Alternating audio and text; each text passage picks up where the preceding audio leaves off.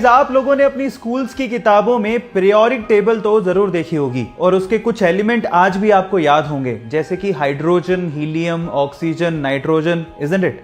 लेकिन क्या आपने थोरियम के बारे में सुना है, जो कि एटॉमिक नंबर 90 पे आता है? थोरियम, थोर ईएम।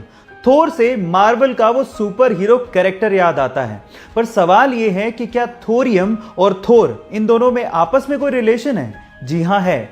एक्चुअली थोरियम मेटल का नाम थोर से इंस्पायर होके ही रखा गया था।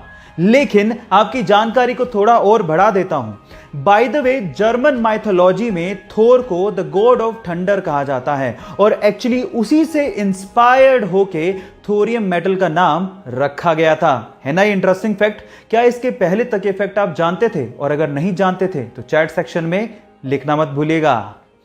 यह सच्ची घटना है गुजरात के वडोदरा के अंतोली गांव की, जहां पर एक किसान एक गाय को लेके आया और उसने उस गाय को अपने घर में बांध दिया।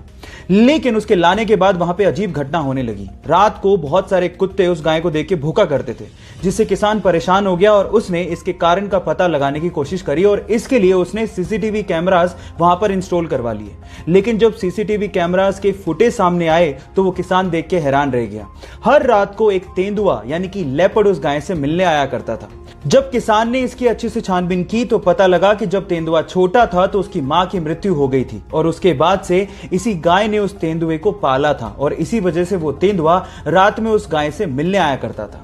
गाइज, ये जानवर भी एहसान का फर्ज निभाना जानते हैं, जो कि शायद इंसान भूल गए हैं। आपको ये फैक्ट जान के कैसा लगा? चैट सेक्शन में लिखना मत भूलिएगा। लाइफ में सक्सेसफुल होने के लिए सेल्फ कंट्रोल का होना बहुत ज्यादा जरूरी है और अगर आपको लगता है कि आप में सेल्फ कंट्रोल की बहुत ज्यादा कमी है और आप इसे बढ़ाना चाहते हैं तो मेरे पास आपके लिए एक सिंपल सा तरीका है। इसके लिए आपको क्या करना है, अपना डेली रूटीन का वर्क अपने नॉन डोमिनेंट हैंड से करना है। अब ये नॉन डोमिनेंट हैंड क्या होता है? मान लीजिए कि आप अपना सारा काम अपने राइट हैंड से करते हैं, तो इसका मतलब आपका राइट हैंड आपके लिए डोमिनेंट हैंड हो गया। तो इसका मतलब आपका लेफ्ट हैंड आपके लिए नॉन डोमिनेंट हैंड हो गया। अब स्टडीज ये कहती हैं कि जो व्यक्ति अपना ज्यादातर काम अपने नॉन डोमिनेंट हैंड से भी ट्राई करता है, उसका सेल्फ कंट्रोल अपने आप बढ़ने लगता है। गाइस, ये फैक्ट जान के आपको कैसा लगा? चैट सेक्शन में लिखना मत भूलिएगा। इंडिया में हर साल 28 फरवरी को साइंस डे यानी कि विज्ञान दिवस मनाया जाता है। उसके पीछे का रीजन ये है कि 28 फरवरी 1928 को डॉक्टर सीवी रमन ने रमन इफेक्ट की डिस्कवरी की थी। लेकिन अगर मैं आपसे सवाल पूछूं कि स्विट्जरलैंड में साइंस डे कब और क्यों मनाया जाता है, तो आप लोग क्या कहेंगे? डोंट वरी, मैं आपको इसका आंसर देता हूं।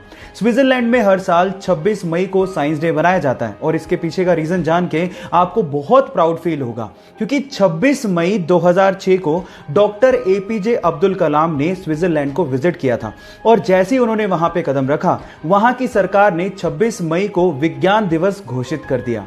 यह फैक्ट जान के आपको कैसा लगा? चैट सेक्शन में लिखना मत भूलिएगा। किशोर दा, मोहम्मद रफी, इनके गाने आज भी बहुत ही ज्यादा सदाबहार हैं, पर आज के यूथ से ये कम ही उम्मीद है कि वो इनके गाने सुनते होंगे क्या। लेकिन जब मैंने 23 वर्षीय केरला के रहने वाले सौरभ किशन की आवाज सुनी और उसने जब मोहम्मद रफी के गाने गाए तो मुझे वो लेजेंडरी मोहम्मद रफी की याद दिला गए। गाइस, अगर आपने नहीं सुना है तो प्लीज सुनिए। तेरी आँखों के सिवा दुनिया में रखा क्या है, तेरी आँखों के सिवा दुनिया में रखा क्या है। सौरभ 5th ईयर के एमबीबीएस के स्टूडेंट हैं, जिनको इंटरनेट पे उनकी वीडियो वायरल होने के बाद लोग छोटा रफी भी कह रहे हैं। गाइस, आपको इस म्यूजिक सेंसेशन की आवाज सुन के कैसा लगा? चैट सेक्शन में लिखना मत भूलिएगा।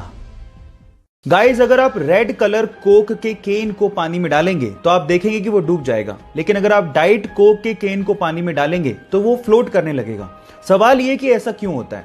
आप में से कई लोग शायद ये कहेंगे कि ये मटेरियल की वजह से होता है जो कि कोक के केन को बनाने में यूज हो रहा है, लेकिन गलत।